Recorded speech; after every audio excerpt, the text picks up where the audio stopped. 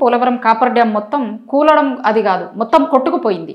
అయినా సరే మీడియాలు కావచ్చు, మెయిన్ స్ట్రీమ్లో ఉన్న మీడియాలు, మెయిన్ స్ట్రీమ్ పేపర్లు కూడా కావచ్చు, ఎక్కడో లోపలి పేజీలలో చిన్న వార్తగా, లేకపోతే కూలిపోయింది అంటే కుంగింది అన్న అంటే దాని శాంటిటీని తగ్గించి చూపించే ప్రయత్నం చేస్తున్నారు కదా. వీటి మీద మీ అభిప్రాయం ఏంటి సార్? అంతకంటే నవ్వొచ్చే విషయం ఏంటంటే రాసిన మహానుభావుడు ఎవరో కానీ పోలవరం డ్యామ్ జారింది అని రాశాడు. ఆయన ఎంత తెలివి ఉపయోగించి ఆ జారిందనే పదం అనుకున్నాడో ఇప్పటికీ అర్థం కాదు తెలంగాణ రైతులకు కానీ మేధావులకు కానీ. కాళేశ్వరంలో మేడిగడ్డలో, కాళేశ్వరంలో ఒక పార్ట్లో ఉన్న మేడిగడ్డలో ఒక పిల్లర్ గుంగితే కాళేశ్వరం కూలిపోయింది అని బ్యానర్ ఐటమ్స్ రాసిన ఈ పత్రికలు పోలవరం డ్యామ్ కొట్టుకుపోతే అది మూడోసారి, ఒకటి కాదు రెండు కాదు మూడోసారి కొట్టుకపోతే దాన్ని జారింది అంటే మరి తెలంగాణ రైతులు కానీ తెలంగాణ యువత కానీ అర్థం చేసుకోవాలి. ఇక్కడేమో కూలింది, అక్కడేమో జారింది. అది జారింది, ఇక్కడేమో ఒక పిల్లర్ పోతే కాళేశ్వరం కూలిపోయింది అన్న అభిప్రాయం. అంటే వాళ్ళు ఎవరినో ఉటంకిస్తూ వాళ్ళన్నారు వీళ్ళన్నారని బ్యానర్ ఐటమ్ రాసి, అంటే వాళ్ళకి నిజాలు తెలిసినా కూడా ఈ విధంగా రాయగలుగుతున్నారంటే ఎందుకంటే అక్కడ రాజకీయ పార్టీలు రైతులకు అతీతంగా పనిచేయలేవు. వాళ్ళకి రైతు ప్రయోజనాలు ముఖ్యం.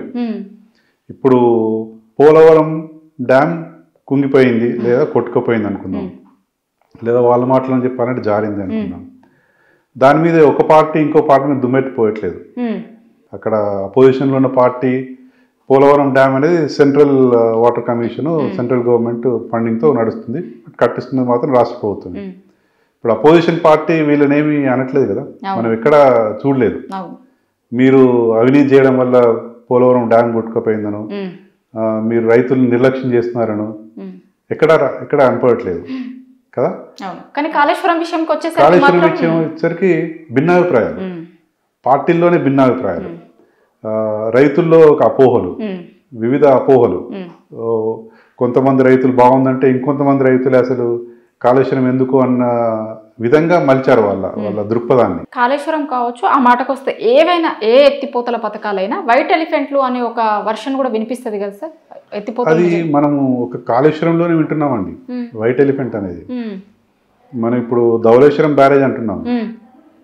ఆ ఉభయ గోదావరి జిల్లాల్లో చాలా ఎత్తిపోతల పథకాలు ఉన్నాయి. పట్టిసీమ ఎత్తిపోతల పథకం అని మొన్నటి విన్నాం మనం. పట్టిసీమ ఎత్తిపోతల పథకం అది. అట్లాగే కృష్ణా జలాల వాడకంలో కూడా చాలా ఎత్తిపోతల పథకాలు ఉన్నాయి అక్కడ. అంతెందుకు, మీరు నాగార్జున సార్ కుడి కాలువ పైన ఎడమ కాలువ పైన చాలా ఎత్తిపోతల పథకాలు ఉన్నాయి. అంటే కాలువల ద్వారా నీళ్లు కొంతవరకు అందించగలము.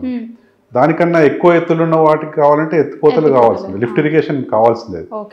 కాకపోతే మనకేందంటే పెక్యులియారిటీ దీంట్లో, ఇది ఎత్తు ఎక్కువగా ఉంది కాబట్టి పెద్ద ఎత్తున పంపులు నడవాలి, ఎక్కువ కెపాసిటీతో పంపులు నడవాలి. మనకు అంటే వివిధ అంచెలంచెలుగా ఎత్తిపోయాలి. మనకి ఆ దారి తప్పిస్తే ఇంకా వేరేది లేదు. అందువల్ల వచ్చినాయి బాహుబలి మోటార్లు, ఇవన్నీ పెట్టిన బాహుబలి మోటార్లు కానీ అటువంటివి కానీ. అంతకన్నా ప్రత్యామ్నాయం లేదు. ప్రత్యామ్నాయం లేనప్పుడు మనము వాటిని వైట్ ఎలిఫెంట్ అనడం అంటే రైతులకి అందించే నీళ్ళని ఎగ్గొట్టే ప్రయత్నం చేస్తున్నాయా అని అనిపిస్తుంది. అంటే మీరు ఏకీభవిస్తారా అంటే అట్లా వైట్ ఎలిఫెంట్లు అనే వర్షన్ని? లేదండి, వైట్ ఎలిఫెంట్ అనడము రైతు ప్రయోజనాలు ఆశించి చేసే ఏ పనైనా కూడా వెల్ఫేర్ మోడల్లో చూడాలి దాన్ని మనం. ఇప్పుడు ఒక మారుమూల ఉన్న గ్రామానికి రోడ్డు వేస్తాం, అది వైట్ ఎలిఫెంటా? కోట్లలో వ్యవహారం అది. అంటే అది వైట్ ఎలిఫెంట్ అవుతుందా రోడ్లు వేయడం అనేది? కాదు కదా. తెలంగాణలో విద్యుత్ వినియోగం ఎక్కువ, భూగర్భ జలాలను బోర్ బావుల ద్వారా తోడడం అనేది. ఎంత లోతు నుంచి తోడితే అంత ఎక్కువ విద్యుత్ వినియోగం అవుతుంది కదా. అటువంటప్పుడు ఈ కాళేశ్వరం వచ్చిన తర్వాత భూగర్భ జలాల ఏమంటారు దాన్ని ఎత్తు పెరిగింది. అంటే తక్కువ లోతులో నీటి లభ్యత ఎక్కువైంది. ఇంతకుముందు 500-600 ఫీట్లు వేస్తే కానీ నీళ్లు పడని, ఇప్పుడు కొన్ని ప్రాంతాల్లో బావుల్లో కూడా నీళ్లు లభ్యతకు వచ్చినాయి. అప్పుడు నీకు ఈ విధంగా విద్యుత్ వినియోగం తక్కువైనట్టే కదా. ఒక విధంగా చెప్పాలంటే ఇండైరెక్ట్గా విద్యుత్ వినియోగం తక్కువైనట్టే. ఇంకొకటి, ఒకవేళ ఇదే వైట్ ఎలిఫెంట్ అన్నట్టయితే తెలంగాణ అంతటా మరి ఎలక్ట్రిసిటీ పవర్ సప్లై అంటే విద్యుత్, రైతులకి ఇచ్చే విద్యుత్తు, పొలాలకు ఇచ్చే విద్యుత్తు, అది వైట్ ఎలిఫెంట్ అనకూడదా మరి?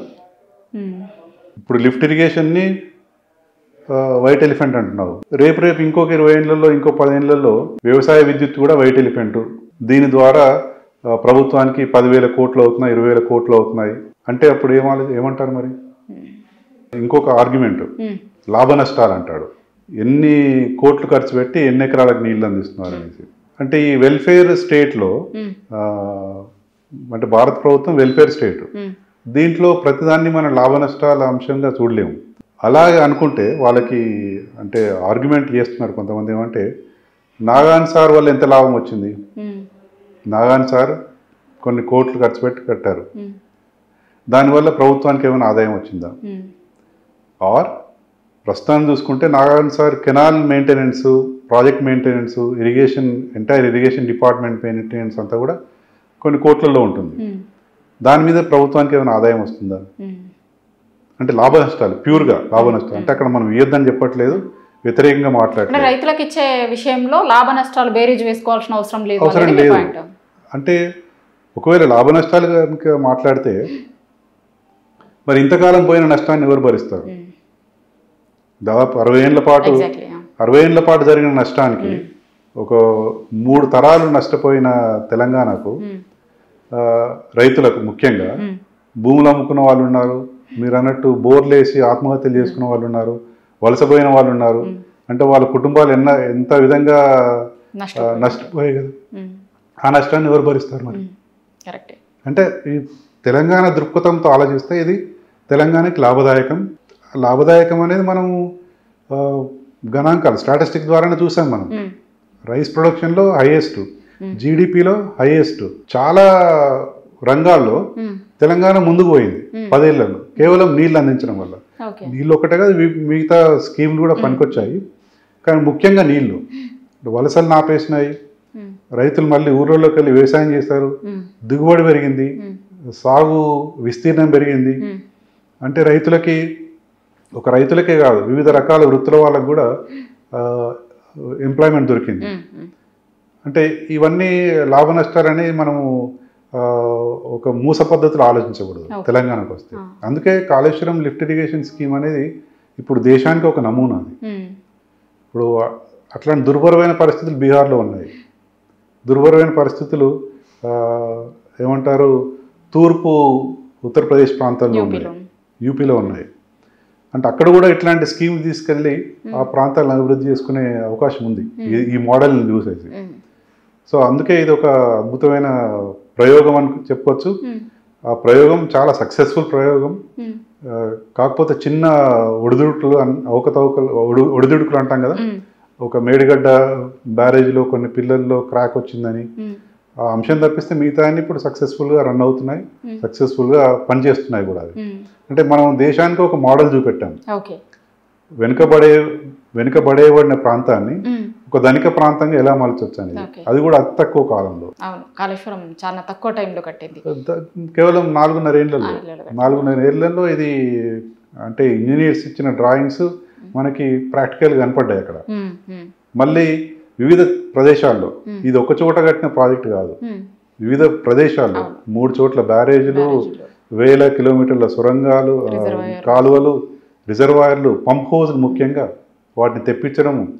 అంటే ఇవన్నీ ఒక కోఆర్డినేటెడ్గా చేస్తే కానీ సాధ్యపడలేదు. సో అంటే ఇది ఒక నమూనా, ఇది ఒక భారతదేశానికి ఒక నమూనా అని నేను అనుకుంటున్నాను.